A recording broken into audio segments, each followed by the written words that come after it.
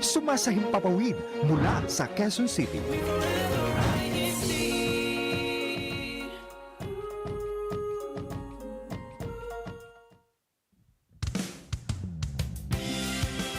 Welcome to INCRadio, Hawaii Pacific.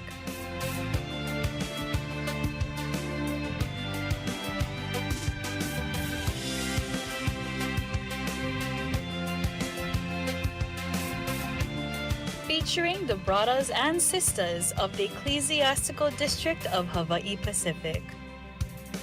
Mahalo for tuning in. See you soon.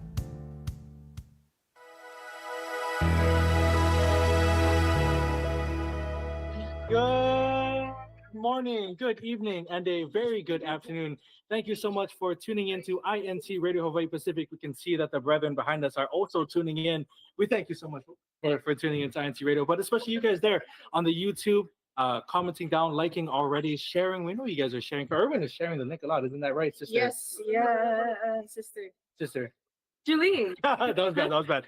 I'm not the only one here, again, hosting here on INCRadio. I have my lovely co-sister. Julie. Sister Jillian, how you doing?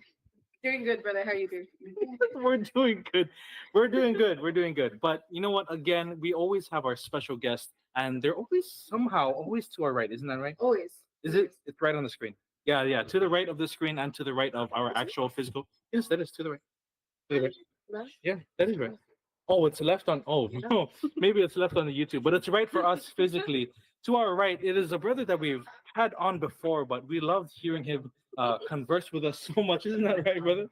I guess so, brother. Thank you for having me again. You know, we had to ask him way in advance because we wanted to make sure that he was here on the show. But please help us welcome back again, brother. Hello, everyone. My name is Brother Ed. I'm from the locale of Honolulu. And thank you for having me, Brother Joshua and Sister Jeline. We're so glad to have you again, Brother Ed. And, today in our topic, we're going to be discussing something that might be a little bit familiar to you. It's something that you do every single day. And we're excited to hear about it and dive more into details regarding that. But, Brother Ed, thank you so much for coming again from the local congregation of Honolulu, as you said. And, it's a little bit far from your hometown, isn't that right?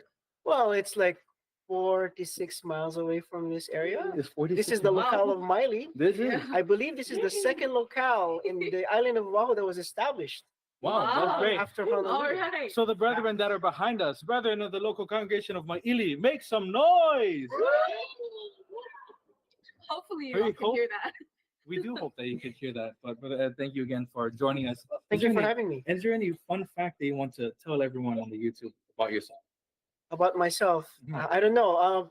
With respect to Miley, I remember being 10 years old coming here when the chapel was still a concert hut. And they did bataris over here. My dad and a few of the brethren here in Miley and Waipao and Honolulu and all throughout the island of Oahu, we spent Saturdays here.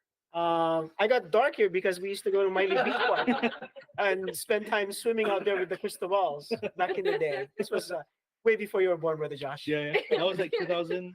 2000? Thank you, Brother Josh. I was born in 2001, so it was 2000. Probably not. sometime last century, actually. Yeah, probably sometime in the last millennium. Yeah, last millennium. First century. Yeah, last millennium. That would be an accurate rendition.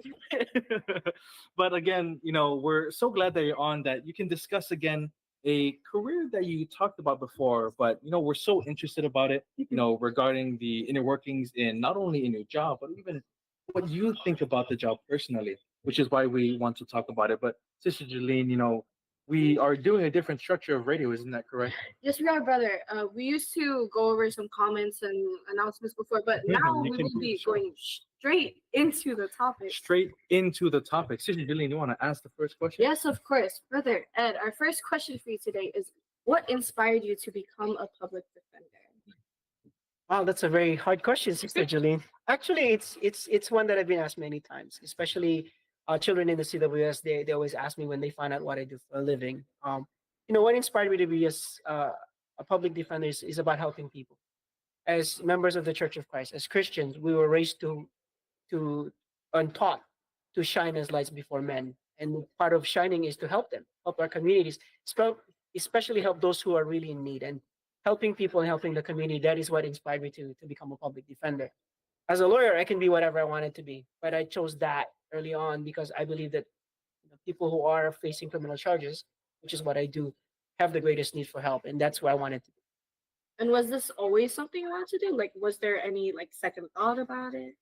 Once I once I saw what inspired me was actually back in high school. I got to see trial attorneys. I wanted to be a trial attorney, and to that end, I've been so blessed by the Almighty God to allow me to continue that, and I've been practicing as a trial attorney for 25 years now, brother Josh. 25 years. Wow. Since I was 12. I'm kidding. Wow. So yeah, that's what inspired me. And being a trial attorney, you get to argue in court and present cases in court, and that's what inspired me. But to do that, I wanted to do something that was worthwhile, and that's what got me to becoming a public defender, to represent somebody in court and represent their case in court. That's what got me interested. It's really cool. We talked about your job as a public defender before. Just as a not recap, tell us, for those who haven't seen the previous show, what is a public defender? What is a trial attorney? What is being a lawyer? What does all of that entail? One of the most interesting comments that I've ever gotten in my career was, are you a lawyer? Was the question. It is after I represented them in court. A public defender is actually a trial attorney, a lawyer who's been barred in the United States. So in the United States, what it is under Constitution, a person who is charged with a crime and is facing a loss of their freedom have a constitutional right to be represented by an attorney. And if they cannot afford one will be provided to them, paid for by the government. That's what a public defender is. So I'm actually being paid by the government to represent a client or a defendant who's been accused by the government of a crime. And they're looking at between any amount of loss of freedom from 1 day to life imprisonment. So that's what a public defender is. So I've been a career public defender. I've been one since I first graduated from law school. I came back to Hawaii from the mainland, and the first place I applied to was the public defender's office here, and I was fortunate enough to start here. I actually started from the locales of Wailuku and Lahaina back in 2000.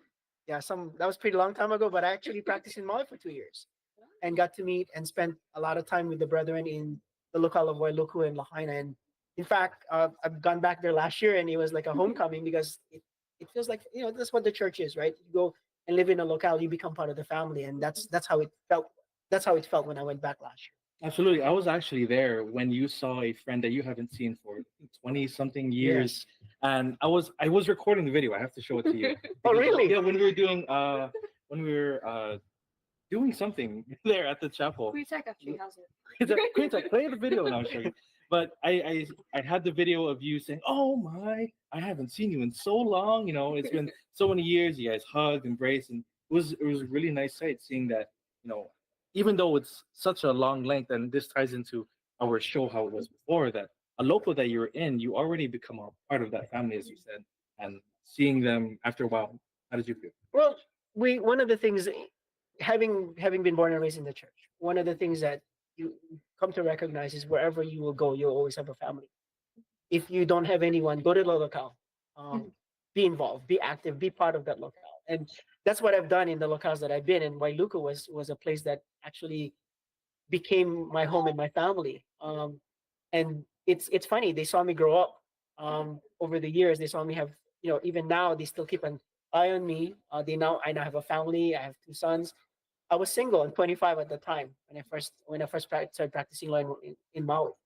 And it's really an amazing feeling to go back to people that you've known who've taken care of you.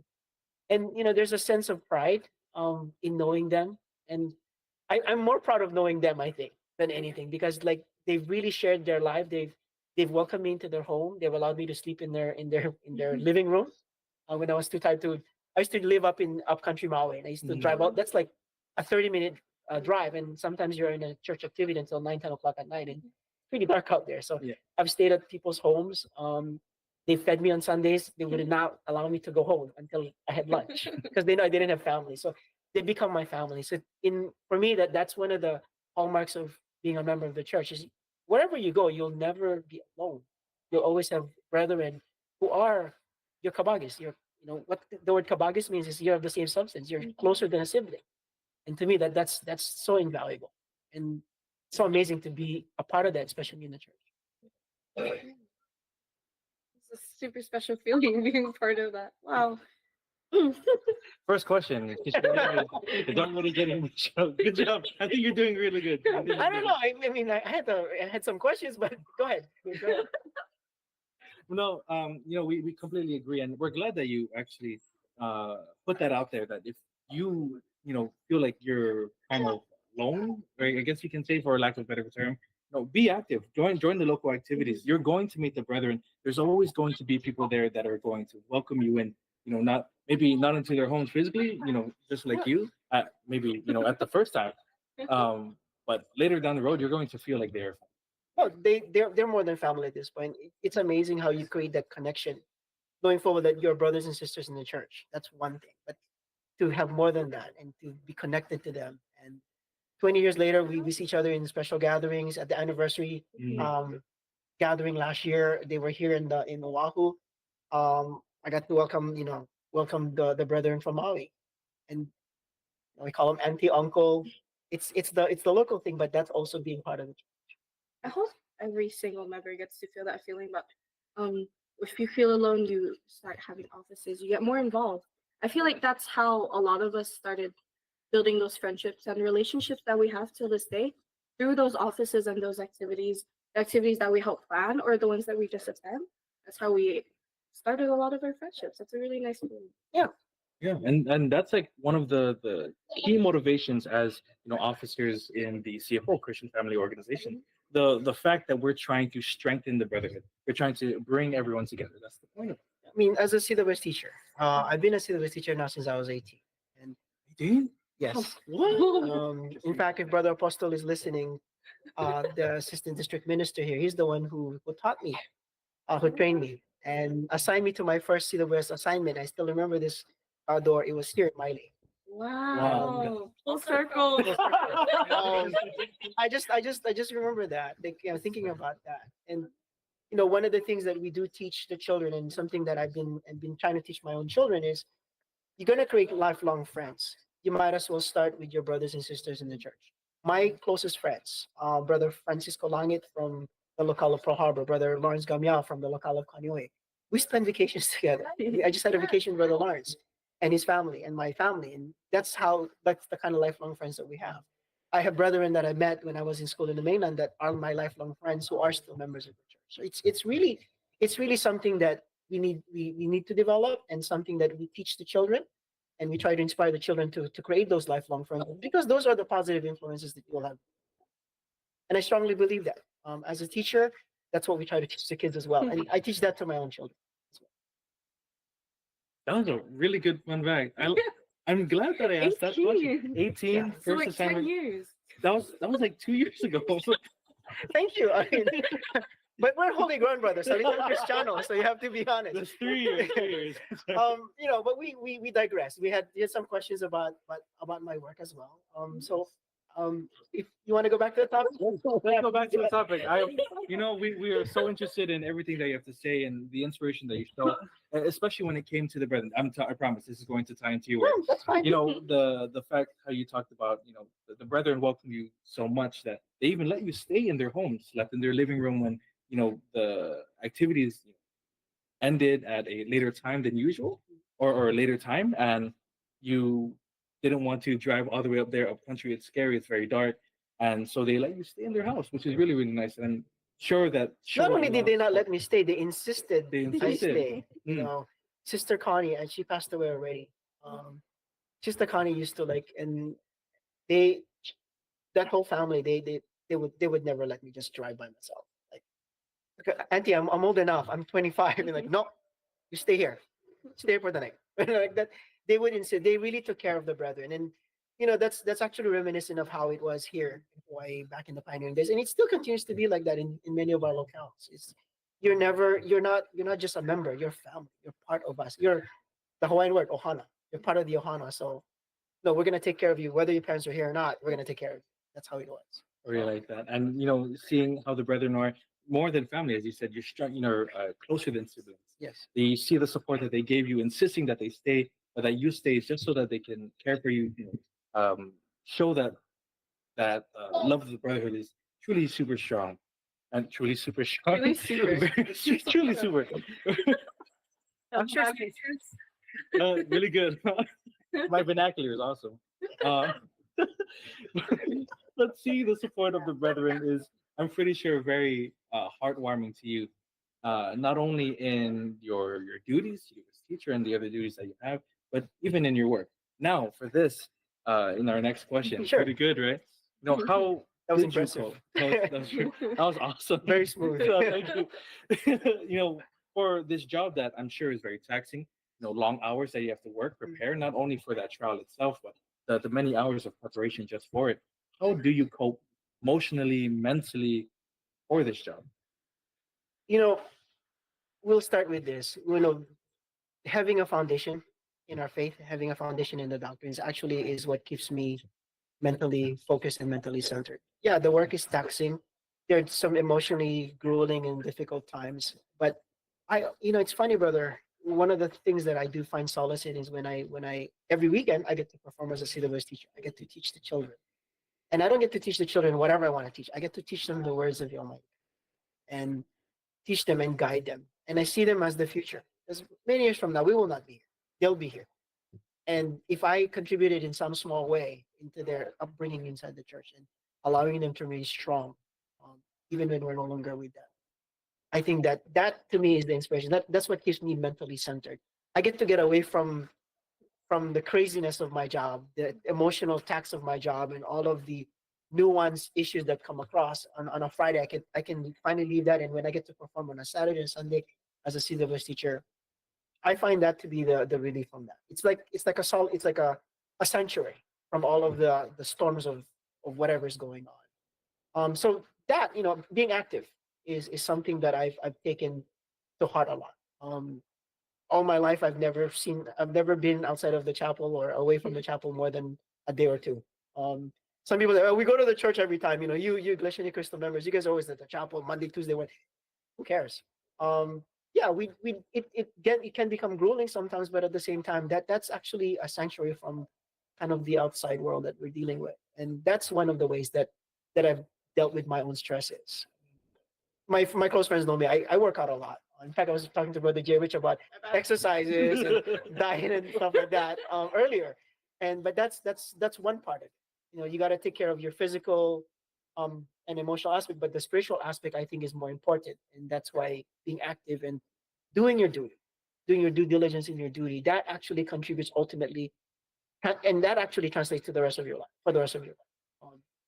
I mean, I've with my own two kids, my wife and I have endeavored to make sure that they have a duty.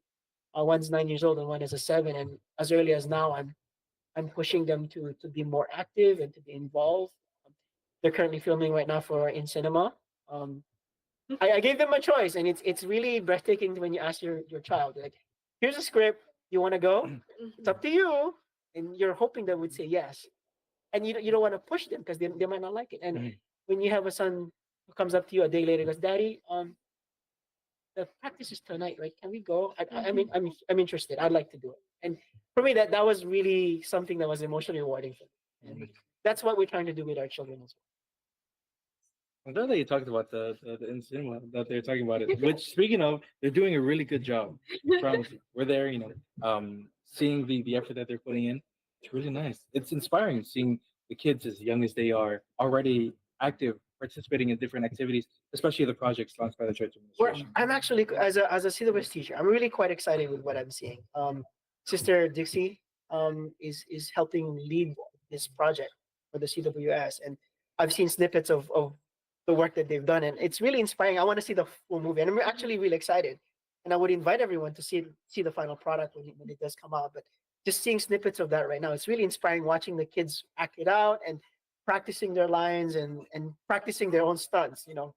My son loves to do his own stunts apparently, so I saw footage of that as well. He did a triple backflip just earlier. Wow. That's kind of scary. It was a double. It was a double backflip.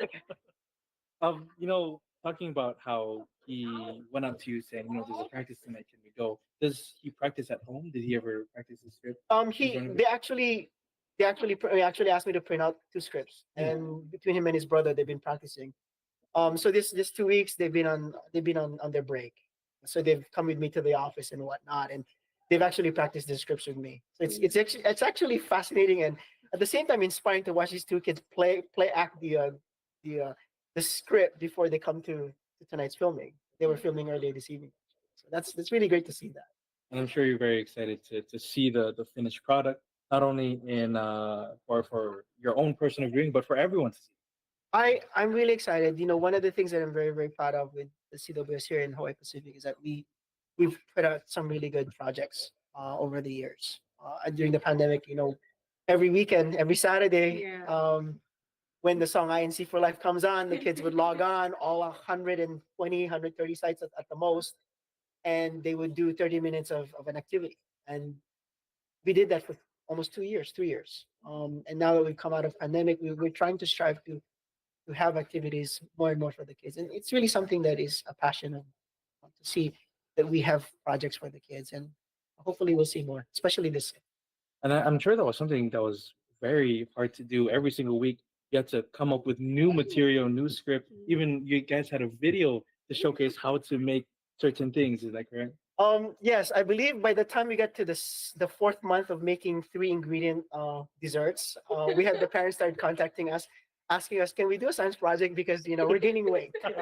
There's a lot of sugar, a lot of we tried to do 3 ingredient projects quite a lot because that was the easy thing to do. Filming the kids, it was really a group effort among the teachers. So we asked each teacher to host 1 week, 1 or 2 teachers with 2 chairpersons. They were doing that every week, and we would start we would submit the rough script. We would do a rehearsal on a Wednesday night and Friday night, and then there was a 30-minute program on Saturdays. That was in lieu of CWS because we couldn't gather at the time. So that was really very very inspiring to see all of CWS come together, especially the teachers and the chairpersons. And I give credit to them. I give credit to all of their efforts. I think Sister Julene, you hosted one time one of those Oh, INC Kids Corner. I don't remember. Yeah, you did. I believe we can find it. Okay. We have Wait, play I the hope not. clip. No, okay. Go ahead. Oh. We're so far off. Yeah, super. We're the I- clips that we showed you. I really enjoyed listening to you talk about how rewarding it is to be an officer in the church, not just an officer, but a CWS teacher. That's huge responsibility, but comes with many, many rewards. But we are straying a little far away from what our original Okay, let's topic go was. back to the topic. So, in talking about how rewarding it is to be a CWS teacher, what is the most rewarding part about being a public defender? Helping people, being an example. One of the things that we were taught growing up in the church was, it's fascinating when you talk about Bible history. I see our Lord Jesus Christ as the first public defender. The reason why is because what it is that when he was preaching, there's that story, right? They were about to throw stones at a woman for being an adulterer, and he picked up a stone and said, "Let him who has not sinned cast the first stone." That's actually very telling of what I do. When someone commits a crime, the first thing that people do is to vilify them, see them as monsters because they've done something so bad, and it's really not worth redeeming. And my job is to show the humanity of this person, that although this person is committed something really heinous or something really bad, that there is still some humanity that is perhaps worth redeeming and still worth looking at. And that to me is rewarding, to be able to find the humanity in somebody who other people might not see as redeemable at all. And that's actually what our Lord Jesus Christ did. He was criticized by the Pharisees and the Sadducees for hanging out with what they considered criminals and lowlifes. And our Lord Jesus Christ had a response to that, that they're the ones that needed the saving the most. So in that same light, that's what inspires me to keep going, and that's why I love what I do. It's putting into effect that philosophy. I love how you mentioned how those are the people that need the help the most. People are always like keen to stay away from the dangerous people, or like tell other people don't hang out with them. They're bad people, but you shouldn't hang out with those people. Of course not, but you see them as the people that need the most help. Like many of the people that I've represented, some of them are good citizens, but for one moment, for 1 30-second moment in their life, and that changed their life forever. And some of them will never come out. they will be in custody, they will be in prison for the rest of their life. So there's, yeah, we shouldn't hang out with those people. That's one thing, because there are bad influences out there. But these are people who made a mistake or who've committed something so heinous. So the question is this: how do you fix that? Can you fix it? And most of the time, it can't be fixed. You can only figure a way to ease the punishment. In some ways, that's what I do. When somebody is guilty of a crime that they did, they're not asking to challenge the the the charge against them. They're asking for a fair treatment and a just treatment and just punishment. So that's part of what I do, and I often argue, seek a just punishment. I love how you still manage to see the good in people, or no matter how heinous a crime may be. That's really your job. But I feel like for everyone, it's kind of hard to see what good is left after all the bad things someone has done. It is. And it's not. It's being a public defender is not for the faint of heart. Some people ask, would you advise somebody to become a public defender? The first question I have is, do you have the stomach for it? Because what I do is essentially is not for the faint of heart. You have to be strong, and you have to be strong in your convictions, in your foundations, and that's why I have gratitude. I have nothing but gratitude for my membership in the church, because that's what gives me the foundation to deal with these situations and not be emotionally get carried away in that. Because it's easy to get carried away given the types of cases that I've had. How do you do that? It's so easy to, and we talked about this with Brother Jersing as well, that people tend to put their emotional foot first instead of seeing a more logical bird's eye view, trying to see a different perspective. How do you do that? How do you manage your emotions? These high tension moments. Um, Hard. It's very hard. It takes a lot of training. It takes a lot of emotional maturity. I started at 25, and at that time I didn't think I was mature enough, and I had to grow up fairly quickly. And when somebody's yelling at you, screaming at you, emotionally charged, and you have to be able to just keep a straight face and maintain your own composure, and talk to them and talk them down from, it's basically talking somebody off a ledge, and trying to calm them down. That's actually a learned skill that you have to learn over time. It's not easy, but it's something that you can learn over time. Unfortunately, perhaps I've been doing it for so long that it's become somewhat of a second nature. But yeah, that's the way I would deal with it. It's not easy to deal with the emotion.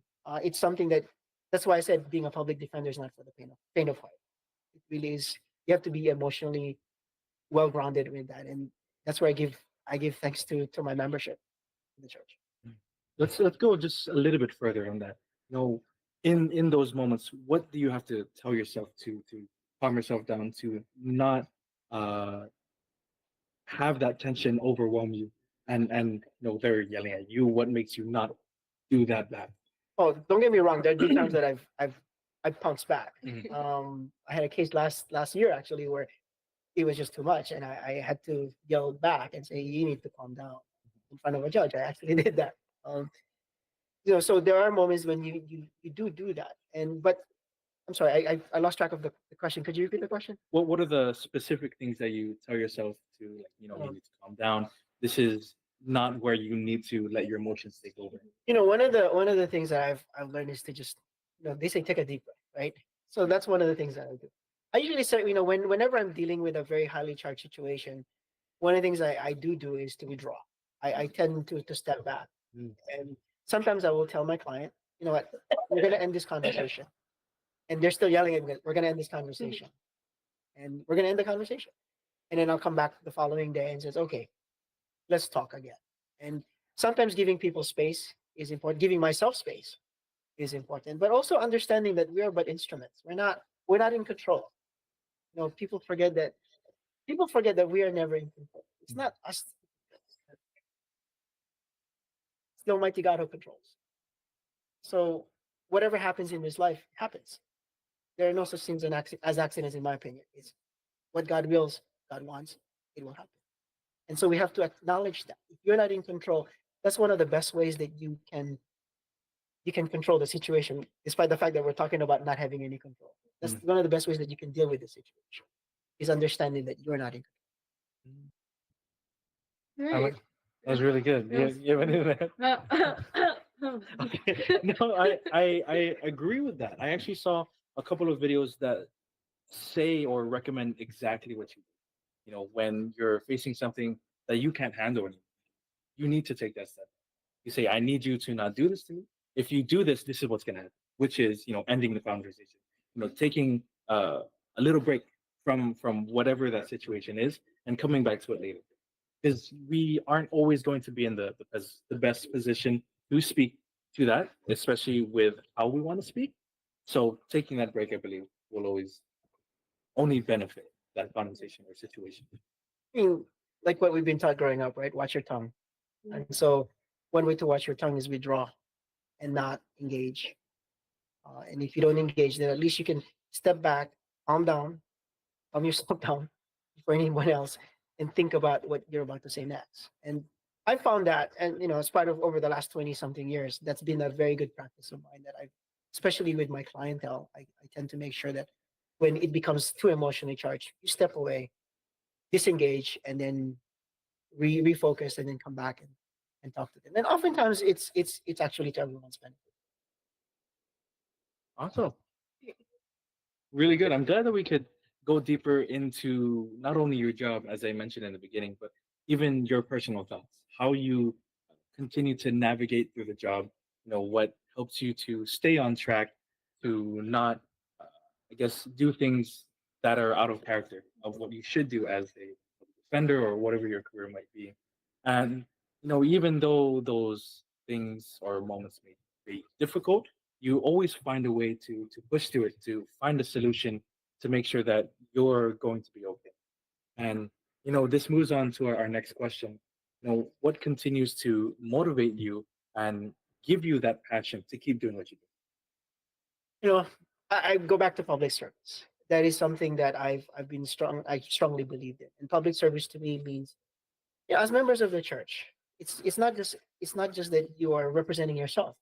You're representing who you are, your life, your faith, your belief. And when we do what is good, and we put the good in the world, they get to see us for who we are. Oh, that's why he carries himself a certain. That's why he makes those things. He makes those certain decisions is because he's a member of the church.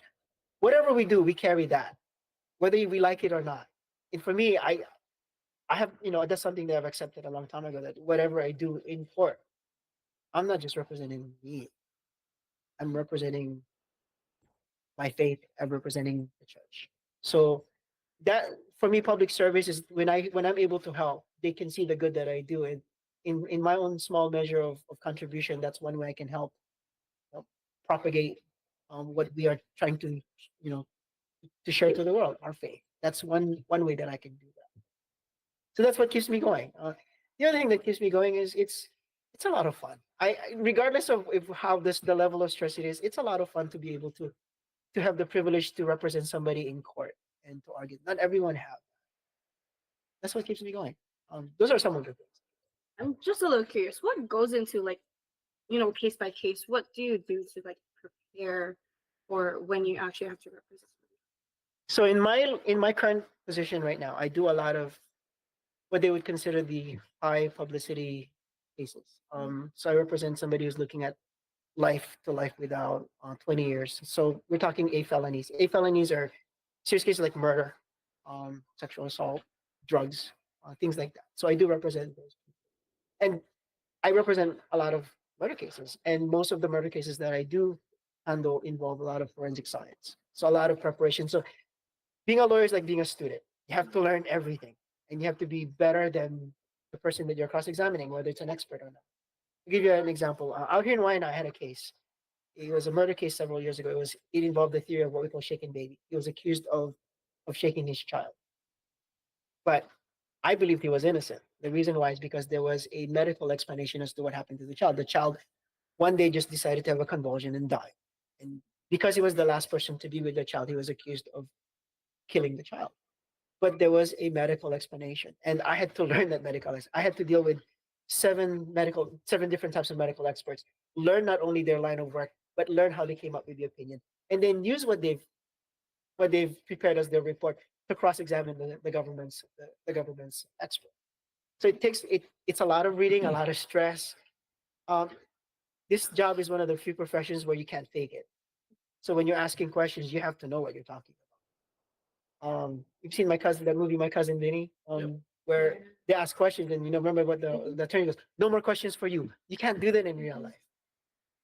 If you ask a question you don't know the answer to, that's a problem, and you need to be ready. So it's a lot of preparation. My cases tend to be at a minimum 2 weeks to a month long. Jury selection tends to take, instead of half a day, tend to take about 2 to 3 days sometimes. So there's a lot of preparation, and my fellow CWS teachers know this. There are days when they're talking to me and I'm not responding like mentally, because I do take my work home sometimes. It's not a job where I can turn it off at 5 o'clock in the afternoon and then turn it back on again at 7. It's sometimes there are days when I'm in trial, I go to sleep at 2 o'clock, 3 o'clock in the morning. There are times when I get a text message from our CFO overseer or from somebody, even brother um even brother J Rich sometimes he will text me, and I'll respond at like 12, 1 o'clock in the morning, and it's because I'm still working sometimes. So there's a lot of preparation involved, and it involves mental preparation, knowledge, and emotional preparation. So I hope that answers your question. Oh yeah, that was super interesting. You mentioned how you have to know more than the government expert, and that takes a lot of work, a lot of reading, which you cannot do. But We jokingly said that case that I handled. We jokingly said I could have gone to medical school for this, because we spent almost 4 years of preparation for that, with 7 different experts, radiology, pathology, neuropathology, biomechanical engineering, neurology. These are nuanced medical fields that I had to learn about, and I might as well have gone to med school actually. You said that took 4 years. I mean, 4 years of research and Oh. preparation for that just particular for that case. case, Wow. wow. Because That's a lot of work. That was actually one of the few times that we've defended a shaken baby case here in the state of Hawaii, challenging the expert testimony. In fact, I'm not mistaken, that may have been the first time that we've done that. So it took a lot of preparation and a lot of money. It costs a lot to do something. What is your typical time span? You said 4 years, like, going in just researching, talking to the different experts. What is your usual time frame of preparation for that trial or any trial? For cases involving murder, usually takes about 2 years. The shortest case I've prepared for was about 6, 7 months before we litigated the case. You have to remember that under a Constitution, United States Constitution, you have the right to speedy trial. So you have the right to be tried within 180 days. And if we keep asking for postponement, of course the court's gonna ask us, why, and you have to be able to justify the continuances. So you try to prepare as much as possible. With murder cases, on average, excuse me, for me, it's about 2 years. Because given the level of publicity, you want to try and let the publicity die down, so that way you can pick a fair and impartial jury at the end. But given that, I mean, some of the cases that I have are fairly complex. Like I have several cases that I've done involving DNA, and that's also a nuanced field of science that we have to learn, and you have to get good at it. You have to understand how DNA works and how that's used as forensic evidence in a case. So that takes a lot of preparation. Wow, learning so much. Very cool. Okay, really quick question. We are coming close to the end of the show. But really quick question. Do you practice what you're going? Well, of course you practice. I was. Do you? Do I practice? Yes, you practice. How do you practice? You practice exactly what you're going to say. Do you try to predict what the other person might try to say and you answer? Trial is like chess. You have to be good at strategy. So beyond learning the law and learning the science, I love learning, and I read a lot, and I read a lot of history books, because that informs us and teaches us about strategy. Um, I mean, some of the best strategies you can have actually you can find in Bible history. It's fascinating that I've used that as a source for strategic moves that I make. So you have to learn to anticipate what the arguments are that are going to be made. You're in a war in trial, so the opponent is going to present a case, and you have to be willing to attack that presentation of the case, and then you have to be able to anticipate their attacks. So it does involve that level of preparation. And then it's also about framing, how you present something. It's not enough to say the water is clear. You have to be able to present it in a way that's acceptable or palatable to 12 members from the community who have never heard of you and get to hear from you. And you have to convince them that that water is clear. It's not enough to say the water is clear or drinkable. You have to earn their trust. And one way to do that is the way you frame arguments. And yeah, that's the preparation it takes. Where you can, where there's a good practice for that. Being a CWS teacher, how to ask questions. How you ask questions with the children in children's worship service is good practice for cross-examination. Great. So, and You heard that? it's really fun. And that's why I encourage, you want to be a lawyer? Perhaps one of the best ways to learn to become one is get involved, be an officer, be a CWS teacher. We need more CWS teachers, by the way. You heard it here, folks. You heard it. You heard it. You serious teacher, you have to be a lawyer. No, you don't have to What be a if you're lawyer. serious teacher? You don't have to be a lawyer. You gotta go law school to be a serious No, teacher. if you want to learn how to cross-examine, be a CWS teacher. That was really good practice. Thank you for that, for answering all of our more than 4 questions. No, But thank you for having me. we're so glad that you're here, and we're going to ask you later on, if you have any shout outs or if you have any messages of positivity that you want to give. But really quickly, before we end, we wanted to let you know what a upcoming activity is that you should prepare yourself for and look forward to. Sister Jillian, take it over. Actually, on June 16, we have our Binhi Friendship Day right here in the locale of Maili. So I'm pretty sure registration. Yeah, you heard that scream? So excited. Sorry. Yeah. What time is it going to be at, Sister Jillian? Sister Janella, what time is the version? You are going to find out right there. It's 3 p.m., 4 p.m. It's going to be at a time that your local leadership is going to tell you, and we're so excited to see you all there if you're Binhi. But yeah, Okay. there you go. Congratulations. We'll see you then. Now, Brother Ed, before we end, we are 1 minute left. We got to speed run this. Do you have any shout outs that you want to give and a message of positivity?